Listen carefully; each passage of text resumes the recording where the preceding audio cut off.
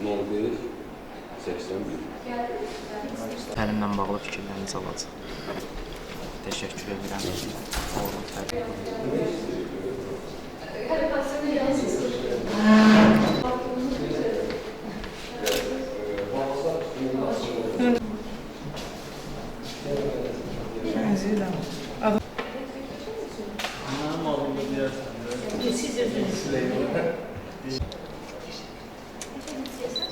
Peşərəm mərkəziz.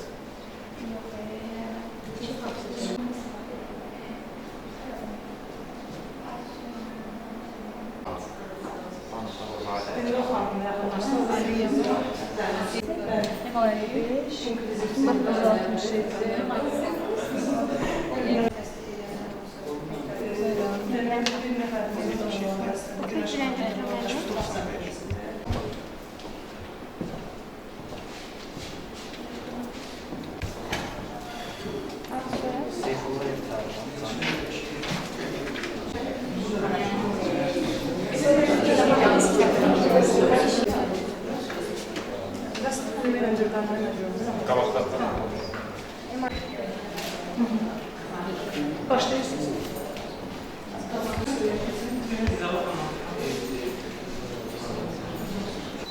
Bugün biz Bakıdan ta sizlərə Cəlilabad şəhərinə təlim keçməyə gəldik. Layihəmizlə bərabər gəldik. Layihəmiz Nəfəs 360 kistoz fibrozla mübarizədə birlik, dəstək, ümid dairəsi adlanır.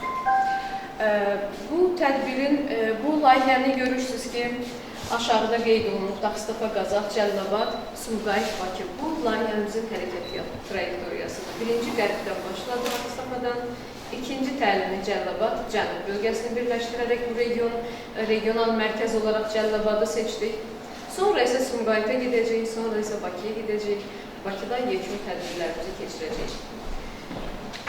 Özümü təqdim edeyim sizə. Mən Səadət Bayramova, kistik fibroz xəstələrinə yardım ictimai birliyi, təsisçi rəhbəri və bu layihənin rəhbəriyəm həmçinin. Bugünkü tədbirimizi açıq elan edirəm. Əvvəlcə təklif edirəm ki, gəlin Azərbaycanın suverenliyi uğrunda canından keçmiş bütün şəhidlərimizi bir dəqiqələ sükutla anaq. Sonrasında əyləşməyəcək Azərbaycan ümumində edəcək.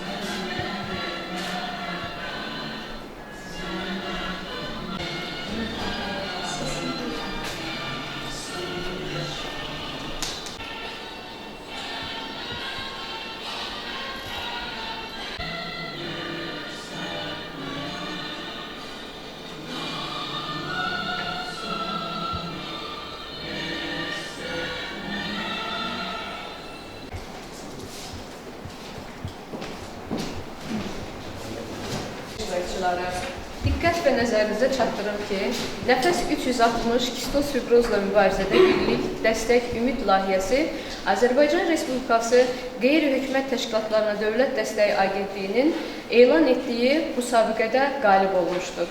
Bu layihə, dediyim kimi, Azərbaycan Respublikası Qeyri-Hökumət Təşkilatlarına Dövlət Dəstəyi Agentliyinin maliyyə dəstəyi ilə həyata keçirilir. Belə bir imkanı yaratdığı üçün dövlətimə, sonra isə agentliyimizə böyük təşəkkür edirəm. Çünki bizim təşkilatımız haqqında məlumat verəcəm sizə. Biz artıq 10 ildən çoxdur ki, bu sahədə işləyirik. Ölkəmizdə kistoz fibroz xəstəliyi haqqında maarifləndirmə işlərini aparan, kistoz fibrozun lobbiçiliyini aparan, pasiyent hüquqlarını müdafiə edən yeganə təşkilatdır. Adımlar atılmamışdır. Buna görə biz 2017-ci ildə təşkilatımızı təsis etdik və çox ciddi cəhdlər, doğru olmayan bir şeylərdir. Biz istəyərdik ki, bütün xəstələrimiz erkən aşkarlansın, erkən diaqnoz alsın və onlar qeydiyyata alınsınlar və doğru düzgün. Qeyd etmək istəyərdim ki, bizim təşkilatımız bu mövzuda, kistoz fibroz mövzusunda bütün ilklərə imza atan təşkilatdır. Və ilk genetik mövzu beynəlxalq konferans keçirdik. Burada Rusiyadan, Çexiyanın Montol Universitetindən, sonra Gürcüstandan professorlar qatılmışdı və xəstəlik haqqında böyük tədqiqatlarla çıxışlar etmişlər. Həm həkimlər, ailələr, pasientlər olurdu. Sonra biz biraz analiz edəndə gördük ki, bu ailələrə çox da effektiv olmur. Niyə effektiv olmur? Çünki həkimlər orada elmi terminlər işlədirdilər. Bu, hər kəsin yadında qalır, hər bir valideyn elmi terminləri bilmək məcburiyyətində deyil. Yəni, valideynlərə çox da effektiv, faydalı olmurdu. Biz o zaman nə elədik? Xaricdən bir nümunə götürdüm və bu kistozfibroz ailə məktəbi yaratdım. Kistozfibroz ailə məktəbi ölkəmizdə, Azərbaycanımızda yaradılmış olan xəstəliyə görə yaradılmış olan ilk ailə məktəbidir ki, o gündən bugünə öz fəaliyyətini davam elətdirir. 12 mart dediyim kimi kistozfibroz günü və hər kistozfibroz gününə görə biz çalışırıq tədbirlər edəcək, fərqindəlik tədbirləri edək.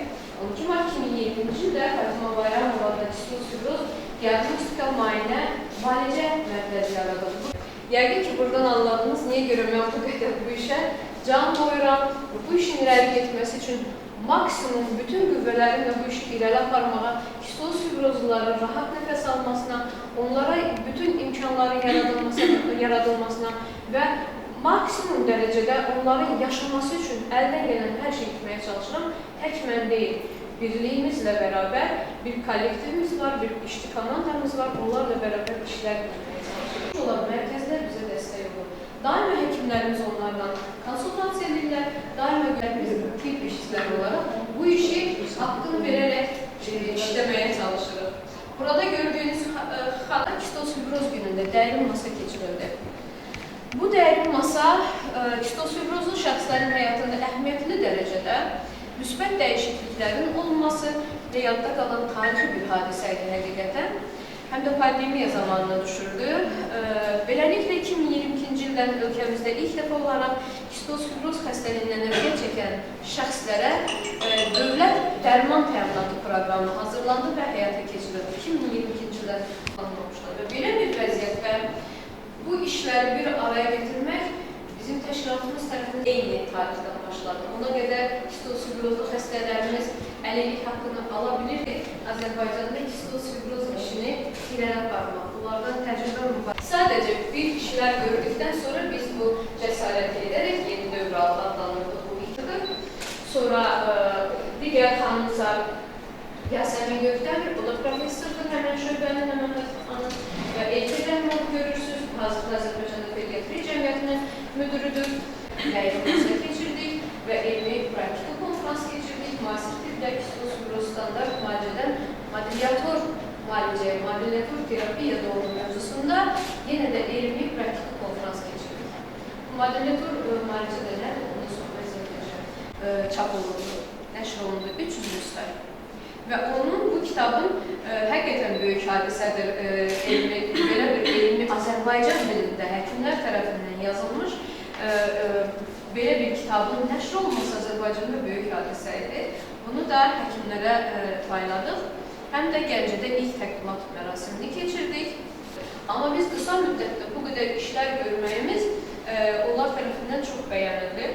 Skrininqdə daxil oldu. Bizim tələblərimizə, müraciətlərimizə əsasən də kistozfibrozda skrininqdə. Bu skrininqdə uşaqların dabanından qan götürülür və daban testi olunur. Həmən skrininqdir. Ağciyarın xəstəliyidir və ya belə deyil. Kistozfibroz bütün orqanizmin bütünlüklə xəstəliyidir. İxtisaslı mütəxəssislərin cəlb olunması bu işə, diaqnostik üsulların əlçatanlıq perinatal dövrdə, ən çox perinatal dövrdə, yəni ana bətnində diaqnozun qoyulması, süni mayalanmanın əlçatanlığı, burada nədir süni mayalanma? Yəni, əgər bir ailənin, valideynin bir uşağı tələf olursa və ya kistozfibrozludursa, təbii ki, buna sağlam evlilik lazımdır. İsə mən təqdim edəcəm, sizin hamınızın tanıdığınız Mənzilə Rəhimovanı təqdim edəcəyəm sizə. Bugünkü tədbirimizin, təlimimizin əslində mərkəzində mənim kistozfibroz hikayəm mövzusu dayanır. Kistozfibroz mənim necə həyatımı təsirləndirdi. Bu haqda sizə Mənzilə xanım özü izahat verəcək, nə deməkdir mənim kistozfibroz hikayəm. Ona görə sizi dəvət edirəm, buyurun. Təşəkkür edirəm. Mən də qonaqlarımızı, yəni hər kəsi salamlayıram. Səadət xanım, kistozfibroz xəstələrinə yardımcısı müavinliyinə təşəkkür edirəm. Məhz paradoks seçdiklərinə görə, məhz cəllabala seçdiklərinə görə. Mən Kistoz fibrozlu Cəlilabadda hal-hazırda aşkar olunmuş yeganə kistoz fibrozlu xəstənin birisiyəm. Anası deyiləm. Hər bir ailədə övlad dünyaya gəlində sanki yeni bir dünya, yeni bir qapı, yeni bir işıq, bir ümid gəlir. Amma bir müddət keçir, düşünün, o uşaq, həmin o dünya sanki qaranlığa bürünür. Niyə? Ona görə ki, hər gün müxtəlif problemlər. Övladı qucağımızda aparırıq xəstəxanalara, hər yerdə ümidsizlik. Hətta aparın 1-2 saatdan sonra uşağı itirəcəksiniz fikirlərini. Biz mübarizə aparırıq ailə olaraq. Ailəmizin ilk nəvəsi. Hamının sevimlisi, hamının sevinci. Və özümüzü düşünmədən uşağı düşünər. O dünyaya gəlib və bir həyat yaşamalıdır. Amma o həyatda qarşısında çoxlu maniyə var hələ ilk günlərdən. Və biz də ümidsizik. Axtarırıq, harada, necə çarə tapaq ki, uşaq ən azından gücümüz çatan qədər yaşasın. Ki, o uşağın hər mənada təhsilin, müalicəsin, yaşam tərzin hamısı nəzarətdə saxlamaq üçün. Ki, mən bu məsuliyyəti üzərimə götürdüm. Və haşiyə çıxaraq bir məsələni vurğulamaq istəyirəm ki, Səadət xanım görülən işlərdən danışdı. Əslində, bunlar belə deyək, bu prosesi bilməyən insanlar üçün, şahidi olmayan insanlar üçün bir statistika kimi gələ bilər. Amma bu bir statistika deyil və sadəcə iş deyil, bir missiyadır, həyatı bir missiya. Hansı ki, Səadət xanımın öz övladı eyni xəstəlikdən əziyyət çəkir və kistoz fibrozluların Azərbaycanda belə deyək, bayraqları olur. O uşaq bəlkə də olmasaydı, biz bütün bölgələrdə olan kistoz fibrozlu xəstələrin ailələri artıq uşaqları itirmişdilər. Çatması üçün Səadət xanım, Mətanət xanım və digər komanda üzvləri yola çıxıblar ki, artıq kistoz fibrozluları itirməyək, onlara nəfəs olaq. Özümüzə qayıtdıqda, dedim, müxtəlif xəstəxanalar, müxtəlif həkimlər, yuxusuz gecələr, öskürəklə dolu gecələr, hər gecə səhərə qədər övlad ananın nəfəsini dinləmək ki, səhəri açacaqmı? Hər il yeni yaşını qeyd edəndə sevinmək ki, çox şükür ki, biz bu yaşına da gəlib çıxdıq. Bu bizim üçün böyük bir qəhrəmanlıq oldu ki, bu yaşına da gəlib çıxdıq. Olur, həzm problemi yaşayırlar, nə qədər, nə eləyirsə böyüyüb artıq məktəblidir. Məktəbdə də bizə dəstək olan müəllimlər oldu. Burada mən xüsusi olaraq adını vurğulamaq istəyirəm. Şəhər bir sayılı məktəbin müəlliməsi Dilşad müəllimə bir ana qayğısı göstərdi. Çağırış eləmək istəyirəm ki, gəlin övladlarımıza, istənilən övlada, fərqi yoxdur, amma xüsusi olaraq sağlamlıq imkanları məhdud olan övladlarımıza birlikdə bir ailə olaraq, bir cəmiyyət olaraq, bir şəxs olaraq dəstək olaraq, xüsusən kistoz fibrozlara nəfəs olaraq. Təşəkkür edirəm. Xoş gördük və Səadət xanıma, Mənzilə xanıma təşəkkürümü bildirmək istəyirəm. Həqiqətən tibb işçisi olaraq ictimaiyyətdə bu məsələlərlə bağlı maarifləndirici görüşlərin təşkilini etməsinə görə təşəkkür edirəm. Həqiqətən. Mənzilə xanım, bir qədər mən düzəliş eləmək istəyirəm. Tibb universitetində oxuyanda tələbə olaraq kistoz fibroz haqqında mukoviscizoz adlı bir xəstəlik o vaxtı belə adlanırdı. Əlbəttə, o xəstəlik dünyada var idi və o vaxtda bizə danışırdılar və sadəcə biz çox təəccüblənirdik. Bu necə xəstəlikdir, genetik xəstəlikdir, ağır xəstəlikdir. Çünki klinikasını artıq bizə öyrədirdilər. Ancaq bugün doğrudan da biz sevinirik ki, biz tibb işçiləri artıq o xəstəliyi nəinki nəzəriyyə, artıq diaqnostikasını, müalicəsini və doğrudan da necə olduğunu və ölkəmizdə və dünyada əlbəttə Səadət xanımın o rəhbərlik etdiyi ictimai birliyin vasitəsilə daha çox məlumatımız var. Əlbəttə, yenə də kifayət deyil. Çünki tibb işçilərimiz, pulmonoloqlarımız çox azdır və kistoz fibrozlu olan uşaqlara o xidmət o qədər də geniş aparılır. Daha biz sizinlə bizim məqsədimiz məhz kistoz fibroz haqqında tibb işçiləri, çox sağ olsun fiziatrda bura qatılır, tibb işçiləri və ümumiyyətlə icma üzvləri haqqında bu xəstəlik haqqında bilik və bacarıqlarımızı yeniləmək, təkmilləşdirmək deyil, yəni biliklərimizi artırmaqdır. Plana uyğun olaraq biz sizinlə bu haqda danışacağıq. Kistoz fibroz xəstəliyi çox danışılır, çox eşitirsiniz. İndi Mənzilə xanım, Lətafət xanımdan başqa bundan öncə eşitmişsinizmi bu xəstəliyi? Siz o uşaqla işləyirdiniz, sizə də ayrı təşəkkürünüzü bildiririk. Yox. Ancaq bundan öncə eşitmirdik. Ümumi biz bildik ki, mənə söhbət verir və xəstəlik belə bir xəstəlik varsa, belə bir xəstəlik nədir? Nə? Yəni, ancaq bugün yenə də ictimaiyyətdə kistoz fibroz xəstəlikləri haqqında o qədər bir bilik və bacarıqlar kifayət yoxdur. Buna görə təşəkkür edirəm, maarifləndirmə edir. Yəqin ki, agentliyə də təşəkkürümüzü bildirir və daha geniş bu işlərin aparılmasına çox ehtiyac var buna görə. Ancaq biz müalicə məqsədi nədir? O uşaqlar hansı müalicə onlara təşkil olunmalıdır? Bugün Azərbaycanda 2022-ci, yəni 24-cü, 25-ci təkmilləşəcək. Ona görə bütün ağciyər xəstəliklərə aid olan bir simptomlar da yanaşı olacaq və onlar belə uşaqlarda o göstəriciləri görəcək. Ağciyərlərdə mədə altı vəzdə belə baş verəcək. Çünki hüceyrələrdə bu baş verir. Genetik mutasiyalar. Baxın, bax bu geldəki mutasiya sxemidir. 7-ci xromosomanın bu genində, baxın, bu defektdir. Yəni burada zülalın strukturunda normal strukturu deyil. Bax, bu defektdir. Bu normal struktur deyil deyə bu artıq öz funksiyasını bu genin, yəni bu hüceyrələrdə baş verən o iyonların daşınması, nəqli pozulur və ona görə də artıq qatı selik əməliyyat gəlir. Baxın, burada nə? Normal ağciyərin, məsələn, burada görürsünüz. Nə baş verir? Xlor, Sadət xanım dedi, xlor iyonlar o mübadiləsi yox, keçici, daşınması, nəqli. Baxın, nə baş verir? Xlor hava yoluna, bax, hava yoluna, xlor nə edir? Daxil olaraq natrium xaricə çıxır. Bu normal prosesdir. Problem olanda artıq nə baş verir? Xlor çıxmır və toplaşır burada və o selik qatılaşır, xlorla zəngin olur. Ona görə də tər testi nə üçün olur? Tər testi məhz xlorların göstəriciləri yüksək olur. Selik toplanaraq başqa nə ola bilər? Bakteriyalar yığıla bilər, infeksiya ola bilər və daha da proseslər şiddətləşəcək, kəskinləşəcək və xoşagəlməyən hallar baş verəcək. Baxın, bu ağciyərlərdir, bu ağciyər. Burada mədə-altı vəzində qatı qalın selik mədə-altı vəzin kanallarını tutub və artıq onun fəaliyyəti də pozulur. Burada da göstərilir ki, bu adi, burada isə qatı selik və hüceyrənin membranalarını dəyişir.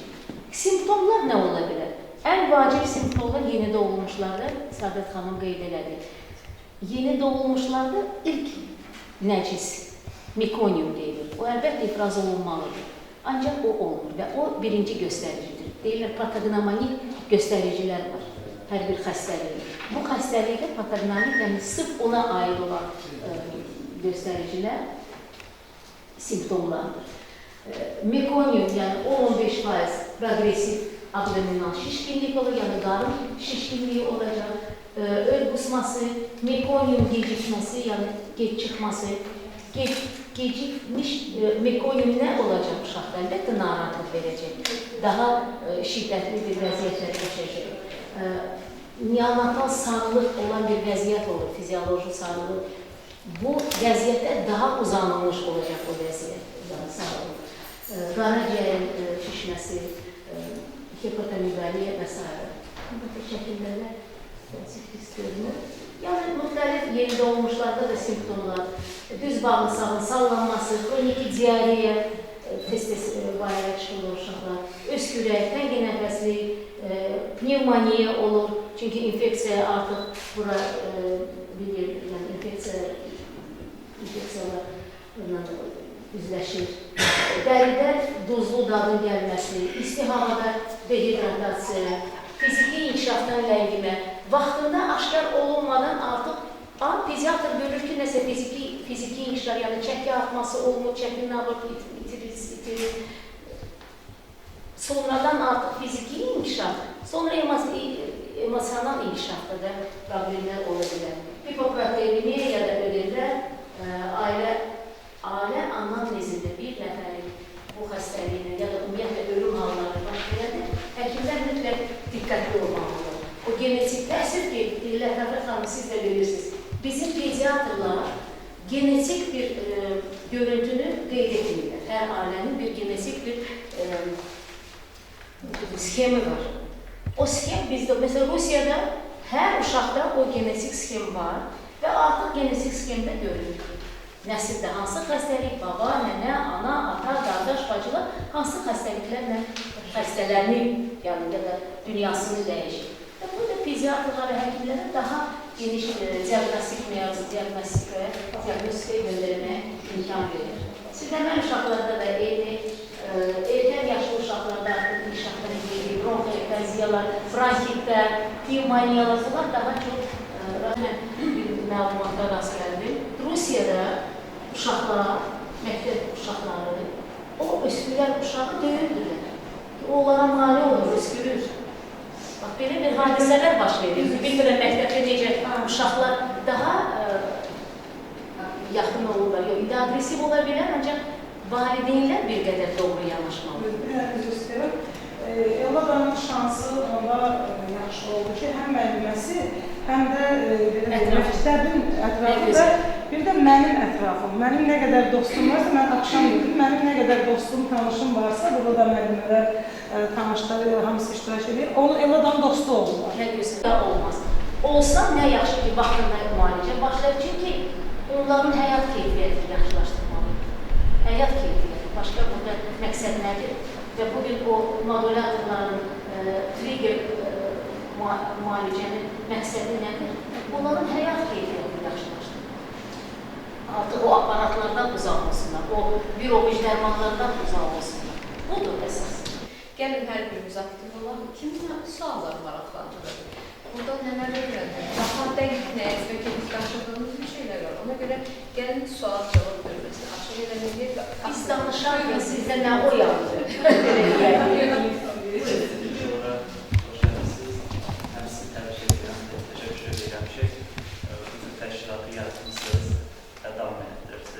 Bir sualım var, misal üçün, indi xəstəxanalarda dediniz, testlərini götürülür, yəni doğmuş uşaqlardan. Bəs yaşı, misal üçün, mənim kimi gənclər və yaxud da biraz yaşlı gənclərdə bu daşıyıcı birisidir. Yəni, bunları necə, hansı testlərlə biz öyrəndilərik və yaxud da bunların doğmuş uşaqlarda bunu aşağı edilməklə daha saxdır, amma Söhbət kistosfibrozdan mı gəlir? daşıyıcıları biz aşırı edirik. Yəni, ilerleyen yaşlarda gəlir. Və yaxud da aşırı elədikdən sonra onun bir müalicəsi varmı, necə onu aradan qaldırmaq olar mı, yoxsa olmazsa buna hər hansı bir yüngültmə forması, yəni genetik dəyişməsi. Təbii ki, kistosfibroz elə bir dağıdıcı xəstəlikdəsində o çox da irəli yaşları özünü saxlamır. Harada sözünü bildirir, ən çox yeni doğulmuşlarda özünü göstərir və mütləq valideyn həkimə müraciət edir və belə özünə yol tapır artıq. Diaqnostikaya doğru artıq yola çıxmışdır, diaqnostikası təyin olur. Amma siz dediyiniz vəziyyətlərdə olur. Məsəl üçün, bizim tanıdığımız xəstələr var, çox gec diaqnostikası bilinibdir. Sizə deyim ki, kistosfibroz 3 qrupa bölünür. Ən yüngül, heç bir simptomatikası olmayan bir formaları var, orta ağır var və ağır formaları var. O birinci dediyim yüngül forması, yüngül mutasiyası olan, sahib olan xəstələr, onlar təbii ki, bəlkə heç ömürlərinin sonuna qədər bilmirlər ki, onlar kistosfibroz xəstəsidir və yaxud da daşıyıcısıdır. Yəni, dediyim mutasiyadan asılıdır. Amma necəsə xəstə yaşayırdı. Yəni, bu xəstələrdə astmadan tutun, vərəmdən tutun, hepatitdən bu diaqnozlar alınmır bu ağırlaşmalara görə. Amma diaqnostikaya gəlib çıxanda bəzi xəstələrdə olur, uzun bir yol çəkir. Dediyim ki, bu yanlış diaqnozları ala-ala gəlib, haradasa yəni gəlib doğru bir ünvanı tapır. Biz də gördüyümüz işlər buna görədir ki, erkən diaqnoz olsun. Amma yenə deyirəm, gecikmiş diaqnozlarda isə yenə də diaqnoz almaq mümkündür. Tər testi yaş həddi yoxdur orada. Hər yaşdan tər testi oluna bilər, hər yaşda genetik testi oluna bilər və diaqnoz ala bilər. Alandan sonra artıq bizə gəlir, mütləq həkimlər yönləndirir, biz onların əlindən tuturuq, maarifləndiririk və onlar qeydiyyata alınır. Və dövlət dərman təminatı proqramı var, oradan bütün dərmanlarla təmin olunur, yaşından fərqli olur. Bayaqları, bir dəqiqə, üzr istəyirəm, bayaqları Mənzilə xanım dedi ki, gedirəm mən poliklinikadan, imtiyazlı aptekdən dərmanları götürürəm. Artıq bunu keçən nədən etdik, biz müraciət etdik təbə ki, təsəvvür edin, xəstə uşaq, ağır xəstədir. Hər dəfə kənddən, rayondan valideyn gəlib Mərkəz Bakıya, həm Mərkəz Bakının yükünü artırır, həm də valideyn üçün vaxt itkisi, pul itkisi, o uşağın yollarda xəstələnməsi hallar olur. Bunun üçün bir təklif verdik ki, bəlkə bölgələrə, uşaqların yaşadıkları yerlərə onların dərmanları imtiyazlı apteklərə çatdırılsa. Çünki hər ay gedib vaxtdan götürmək çətindir. Ona görə 18+ xəstələrimizə yaşadıkları regiona dərmanlar çatdırılır artıq. Amma çox da 18+ xəstələrimizə sayı çox da deyil, azdır. İndi təklifimiz var yenə ki, 18-lara da bu olsun. 18 yaş altlara da bu olsun ki, körpə uşaq qoltuğunda valideyn gedib Bakının küçələrində misal üçün əziyyət çəkməsin. Əlbəttə, skrining ona görə olunur ki, onlar o yeni daşıyırlar, yoxsa yox, vaxtında müdaxilə etsinlər.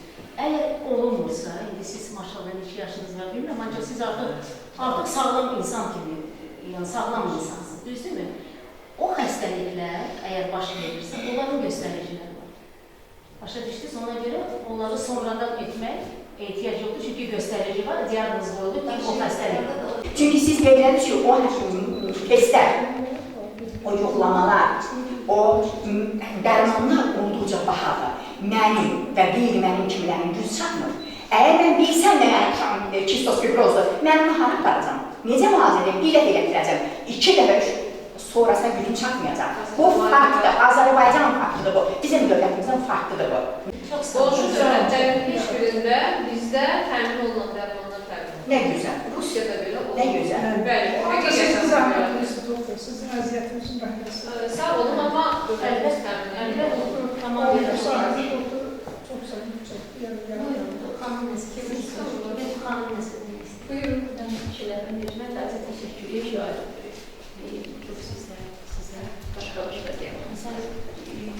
Mən 50 yaşım var, yəni mən bu vaxta qədər bu xəstəlikdə, bəli, biz özüm yəni deyirəm füzulukda, bu xəstəlik haqqında azca da olsun, yəni məlumatım yox idi. Yəni mən birinci müalicələrimdə, məlumatlarımda xəstəlik haqqında çox təşəkkür edirəm. Bir də ki, doktor siz danışdıqca, mən daxilin bir narahatsızlıq keçdi, onu deyəcəm ki, bu xəstəlik görən sonradan da qazanıla bilər, siz də gəlirsiniz. İnsan bu xəstəliklə doğulur və sonuna qədər bununla yaşanır, sonuna qədər müalicə olunmur, onu da qeyd edib, çünki ceyranın xəstəliyidir, autosomal resessiv yolla keçən xəstəlikdir. İnsan bu xəstəliyə sahib olur doğulan ana bətindən. Yəni bununla doğulur, bu ceyranın xəstəliyi. Bunu sonradan qazanmaq və bunu sonradan həyatından çıxarmaq mümkün deyil. Sadəcə bayaq da qeyd etdim, biz onu həyat tərzimizə çeviririk. Ancaq elə bir vaxt var idi ki, düşünürdülər ki, kistofibroz uşaq əgər öskürürsə, ümumiyyətlə öskürür, o yoluxdurur. Bu yanlış bir şeydir. Yəni Yoluxucu deyil, qətiyyən, genetik. Kistofibrozlular çox vaxt xəstəxana və ya insanların toplu şəklində olduğu yerə gedəndə, bunlar məcbur biz uşaqlarımıza maska taxdırırıq. Bayaqları Mənzilə xanım qeyd elədi. Valideynlər, Vətən xanım da qeyd elədi, valideynlər uşaqlarını çəkindirirlər və yaxud da üzüncürür, qulağını çəkir, stop verir ki, ilaq olsun. Amma elə deyil, kistofibrozlu o maskanı ona görə taxır ki, bizlər onları yoluxdurmuyor. O infeksiya bizlərdir, onlar qorunur. Biz qorunmağa ehtiyac yox. Kistofibroz yoluxucu xəstəlik deyil. Xanım, bizim təşkilatın Cənub bölgəsi üzrə, Cəlilabad, Masallı üzrə bizim təşkilatın nümayəndəsidir. Səfirimizdir, koordinatorumuzdur. Yəni, o həqiqətən çox aktiv valideyndir. İlk gündən mən onun əzminə heyran qalmışam. Biz Elladanın valideyni deyilik, nə qədər də bizim olsa, təbii ki, valideynidir. Əgər ana bu qədər məzun olmasa, Mənzilə xanım təbii ki, onun valideynidir. Yəni, bölgələrdə, rayonlarda belə bir valideynlərin, Bakını qoyuram, yəni, belə bir valideynlərin olmağı, xəstəliyi gizlətməməsi, aktiv olması və cəmiyyət arasında bu xəstəliyin tanınması, fərqindəliyinin çalışması, bu bir qazançdır. Bu çox üstün bir şeydir. Bakıda yenə oturub bu işi görmək nisbətən, amma bölgədə müəyyən bilirsiniz ki, ağırlıqlar var, nə bilim, maniyələr var və s. çox hamımız rayonlarda bilirik. Amma həqiqətən bölgələrdə mənzilət xanımı kimi valideynlərin olması bu kimi işlərdə böyük üstünlük, böyük qazançdır. Mən ona görə təşəkkür edirəm. Sağ olun.